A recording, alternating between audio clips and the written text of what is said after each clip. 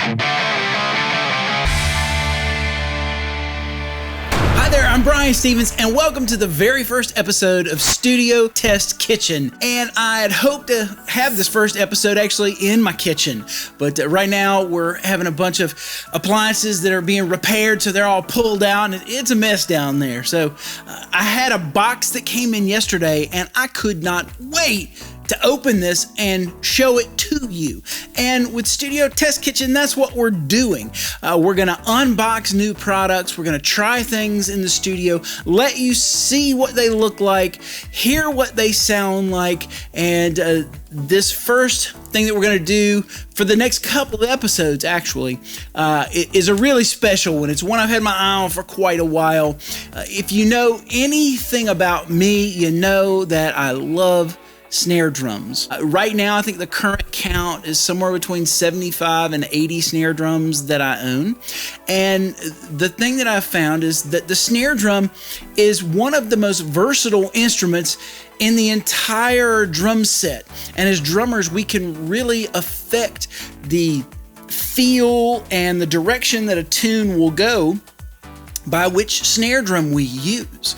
So instead of only having 4 or 5 snare drums and trying to get them to do everything, I've got a myriad of snare drum choices that all have completely different personalities. And so while most of them are fairly versatile, I really try and select a snare drum and use it for what its inherent personality is. So you can already guess what's in the box. Now this one is really special, and as soon as we get it out, you'll see why. So we'll call this first episode the unboxing, and we're gonna take a few episodes actually to work with this snare drum. I'll just show you why. Here we go. So opening the box. Okay, yeah, I did get that good. It's really well packed, it looks like. Let's see. All right, this first box. Nothing in that one actually. It looks like a drumhead box, but it's actually just packing material. So we're gonna get rid of that. And the very first thing I see will let you know why we're gonna take a few episodes with this. This, my friends, is an 8x14 Black Brass Snare Drum shell. And this snare drum shell and the rest of what's in the box comes courtesy of drumsupply.com out of Nashville, Tennessee. And they've got a whole line of do-it-yourself snare drums where, in the case of this particular drum, you get a 38-piece kit that has all of the parts that you would need to assemble your own snare drum, starting with this shell, which is 8x14 black brass, and it's absolutely beautiful. I'm going to hold it up to this camera here for just a second and just give you a little look-see on that. That is a beautiful, beautiful drum right there. And so ordering this was super, super easy. In fact, I did it from my phone. So if you go to drumsupply.com, this is not a paid advertisement for them. I ordered this with my own money because I'd been waiting a long time to get one of these.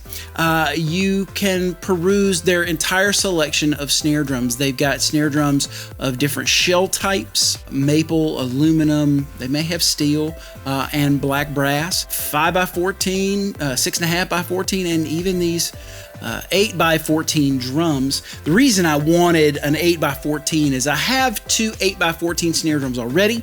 One of them is a maple Gretsch drum. The other one is made out of rosewood. They have completely different sounds.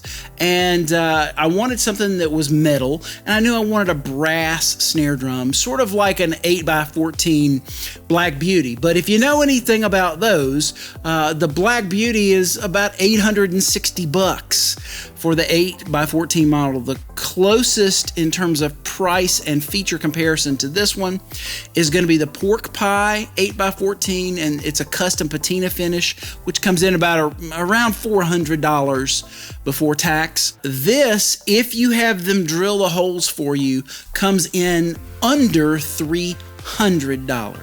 So you're going to save a significant amount, and that significant amount you're saving is because you have to put it together yourself. So let's keep looking in the box and let's see what else comes in this amazing kit. This is one of our 2.3 millimeter triple flange tubes, and this one it's an 8-lug drum. This one's the top. Funny because on this little table, and a 14-inch head, 14-inch rim really looks kind of large. This, obviously with the slots, is obviously the snare side rim. And let's see what else comes in the package. We've got, looks like some snares. It looks like it's 20 wires. Or maybe it's 25 wires. I'll count them later and tell you.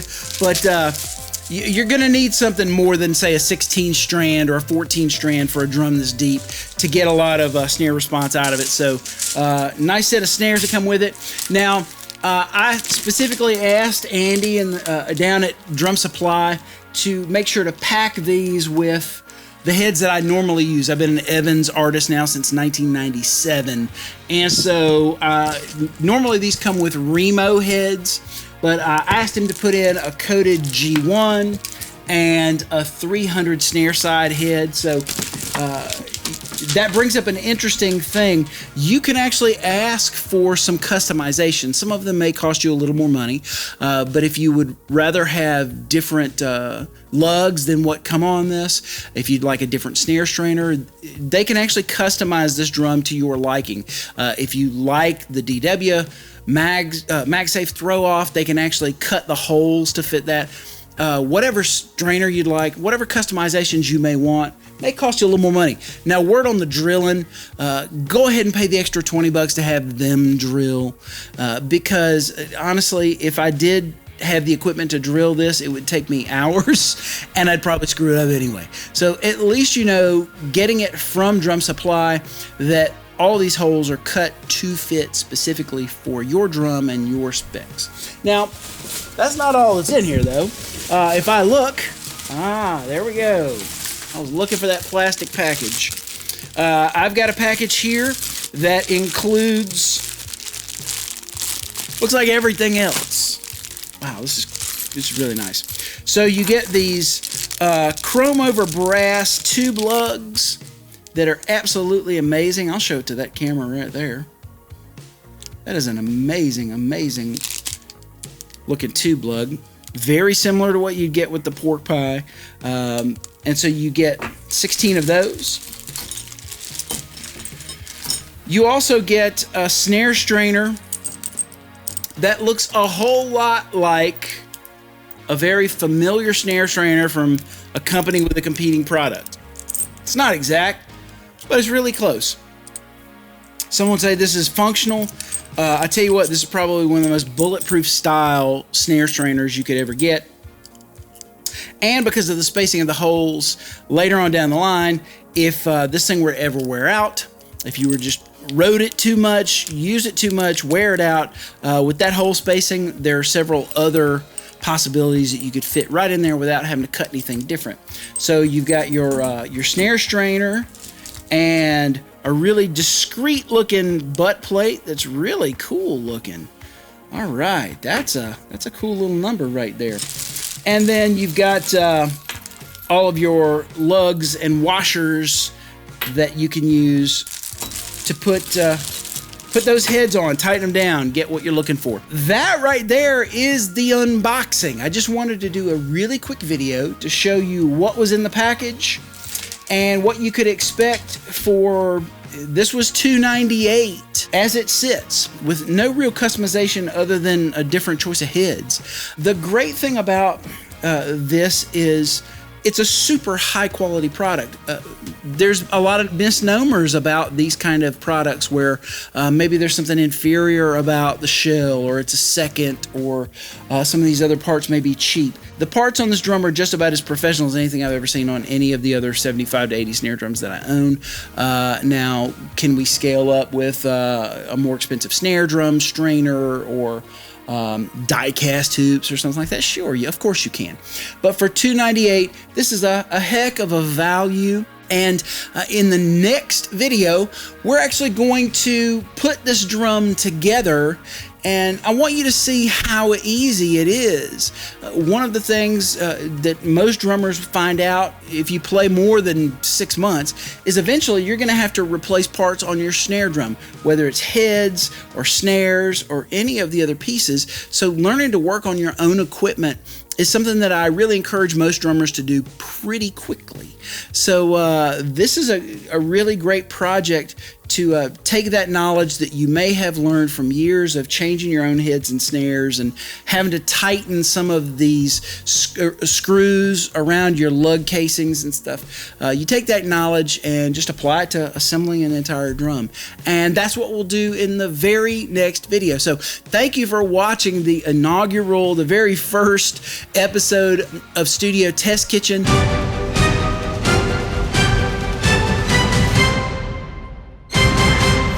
Breaking news right here on Studio Test Kitchen. I'm betting you didn't expect that.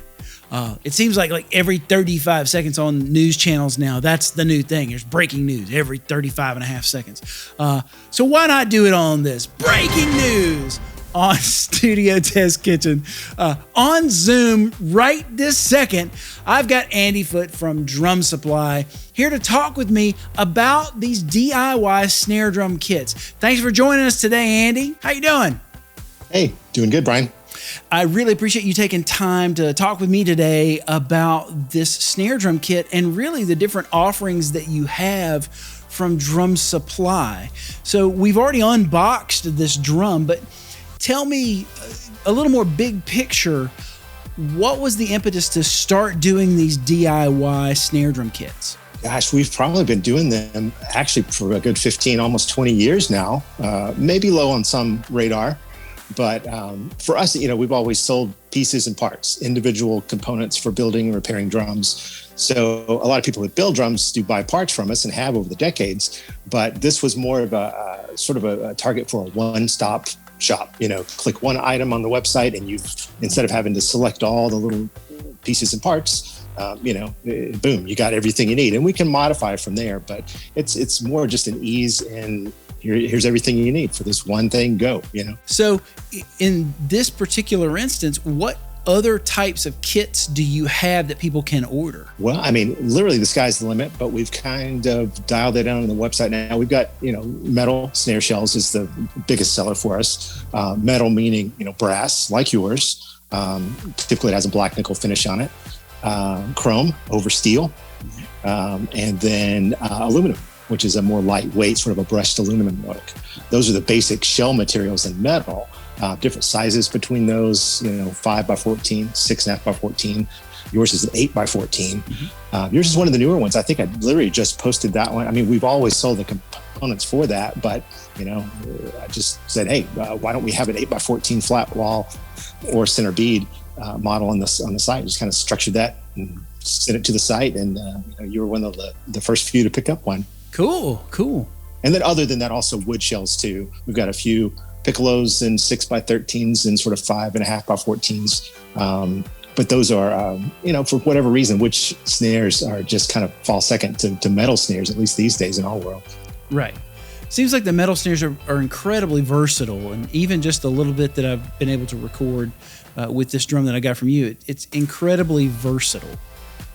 Yeah, they're very lively, and they're easier to put together in some ways or to finish out because you don't have to worry with finishing the shell in any way. They're pre-finished in that regard, where we could pre-wrap wood shells and things like that, but that gets a little bit more custom, which is totally fine. But a lot of guys that are just into that one click, here's my snare drum, I just have to put it together. The brass or any of the metal drums are a good way to go. The brass being, the brass, the steel, the aluminum having different sonic qualities that a lot of drummers have experienced in, common snares since the 1920s. And brass is probably a top seller.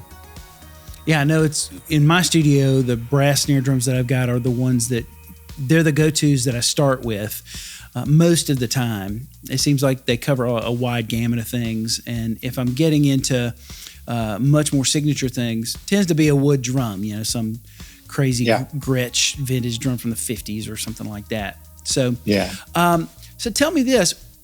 Most people know what it's like to buy a snare drum from, say, a Guitar Center or a musician's friend or their favorite music store, maybe their local mom and pop.